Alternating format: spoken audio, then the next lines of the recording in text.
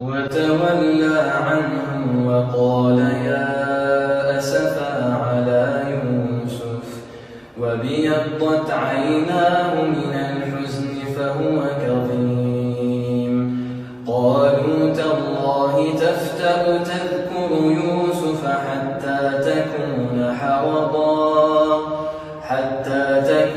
حرضا أو تكون من الهالكين.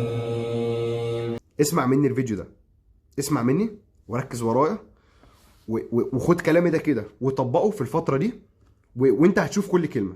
ركز في الفيديو ده بالله عليك، وان شاء الله انت هتشوف في الفيديو ده تمام بعد ما تخلصه انت ايه التغيير اللي هيحصل لك وايه اللي هيحصل لو انت طبقت الكلام اللي انا هقوله لك دلوقتي ده.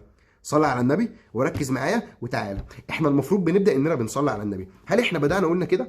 ما بداناش. فالمفروض انت كنت وقفتني ونزلت سالتني فين الصلاه على النبي. صليت جدع. قول بقى لا اله الا الله والحمد لله والله اكبر سبحان الله ولا حول ولا قوه الا بالله. يلا تعالى بقى كده وركز معايا، وبالله عليك بالله عليك طبق كل كلمه وانت هتشوف الكلام هيفرق معاك ازاي، وهفكرك بكل كلمه في الاخر ان شاء الله. طب دلوقتي انت صليت على النبي، طب اشتركت في القناه جدع. ليه؟ عشان تشوف بقى الفيديوهات الجايه، فاشترك في القناه عشان تعرف انك تشوف الفيديوهات الجايه في وقتها ان شاء الله. عايز افكرك انك اول ما تخش على جروب التليجرام دلوقتي هتلاقي ملخصات العضويه كامله. بص بالراحه اهو، الكلام اللي انا هقوله لك دلوقتي ده ما تسالنيش ليه، يعني الكلام اللي انا هقوله لك دلوقتي ما تقوليش طب ليه. ايه اول حاجه؟ اوعى تذاكر مع حد، اوعى تذاكر مع صاحبك. العلاقه بس اللي تكون بينك وبين صاحبك في سؤال مش فاهمه، عارف ان صاحبك هيفيدك وهيبعت لك الاجابه، ايوه في الحاله دي تكلم صاحبك. غير كده ما تكلمش صاحبك. ايوه ليه؟ ما تسالش ليه. خد تجربتي، اقسم لك بالله انا بكلمك دلوقتي زي اخويا بالظبط. خد تجربتي واسمع كلامي. ما تذاكرش مع حد، ذاكر مع نفسك ومشي انت الدنيا كامله مع نفسك. طب كويس جدا. ايه المطلوب منك انك تفهمه في الفتره الجايه؟ ان انت الفتره الجايه وانت ماشي اي درس هيقابلك، اي جزء هيقابلك في اي ماده، انت الدرس ده مكون من جزئين، جزء سهل وجزء صعب. كويس جدا. طب انت جيت، انا بس ليه بقول لك كده؟ عشان انت الفتره الجايه التوتر هيزيد.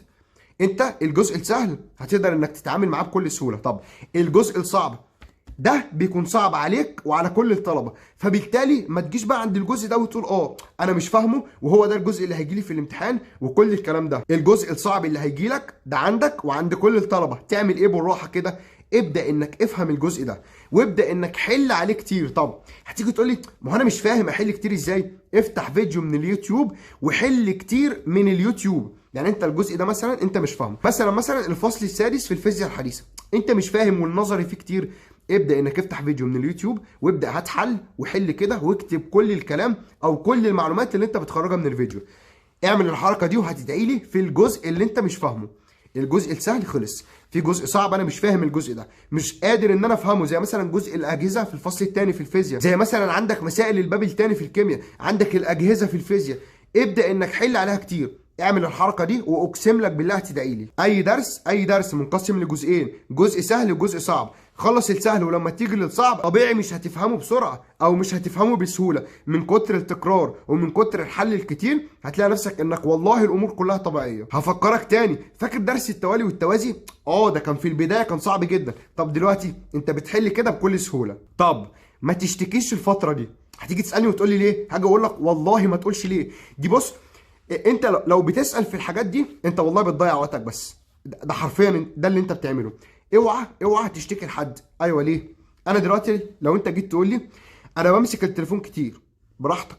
طب اصل انا بنام كتير، برضه براحتك. ما هو معلش محدش هيخاف عليك قدك، محدش هيكون عاوز مصلحتك قدك. بص في الاول وفي الاخر مين اللي حابب مصلحتك؟ مامتك وباباك. ده خلينا، بص انا بكلمك والله العظيم من الواقع، انا مجرد مش عايزك تكون حد وحش، فبنصحك اللي هو ايه، عشان ما يجيب يعني مثلا ما يبقاش قدامي فرصه ان انا كنت اقدمها لك او حاجه انا كنت بعملها غلط فبعلمها لك. ده يعني اخر اللي انا هقدر اعمله. مين عاوز مصلحتك؟ مامتك وباباك وانت.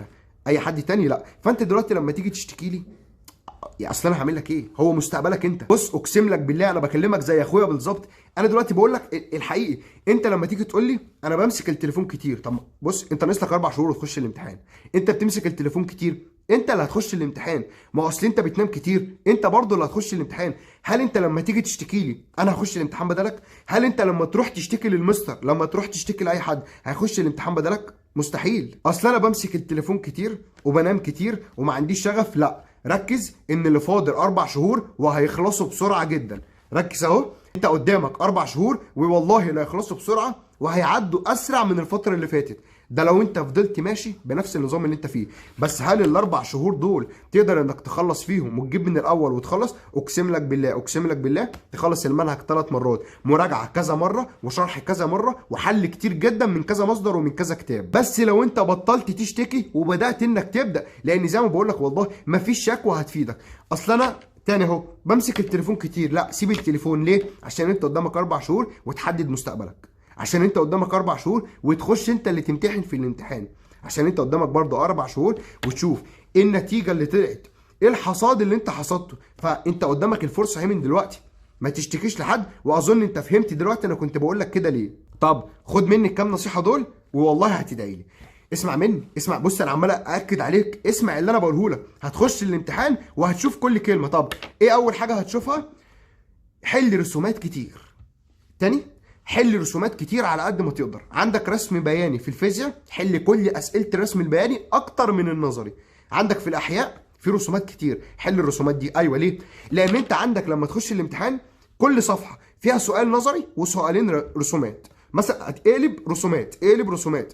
حل رسومات كتير على قد ما تقدر. اي امتحان هيجي لك ما تجيش مثلا تقول لي يعني هيجي لي في العربي، ما انت العربي كله نظري، كيمياء، فيزياء، احياء، انت كله هيجي لك رسومات. معظم الاسئله هتكون رسومات. طب حتى لو عايز يسالك في النظري هتلاقيه جايب لك رسمه بيسالك على النظري بتاعها. ركز في الاحياء. تاني، ركز في الاحياء. هتعدي من كل الامتحانات بسهوله. امتحان الاحياء هيجي لك اصعب امتحان. هتخرجوا من امتحان طب بص والله العظيم انا باكد عليك كل فيديو. هل انا بخوفك؟ لا، بس اعمل حسابك لامتحان الاحياء. ذاكر امتحان الاحياء كويس جدا. طب دي كانت حاجات مهمه. ركز بقى في اللي انا هقوله لك دلوقتي ده. وانت بتحل ركز ازاي تحل السؤال صح، مش تحل السؤال بسرعه. ايوه بالراحه. ركز انك تحل السؤال صح. ليه؟ لان انت لما تخش الامتحان انت هتخلص الامتحان وهيكون قدامك وقت كبير جدا. بس هل انت خلصت الامتحان هدفك انك كنت بتحل بسرعه، ولا انت كنت بتحل واحده واحده وبراحتك وخطوات وكده؟ فعود نفسك من دلوقتي، درب نفسك من دلوقتي انك تحل بتمهل كده وتحل بالراحه. المهم تطلع الناتج صح، مش انك تحل بسرعه برضه.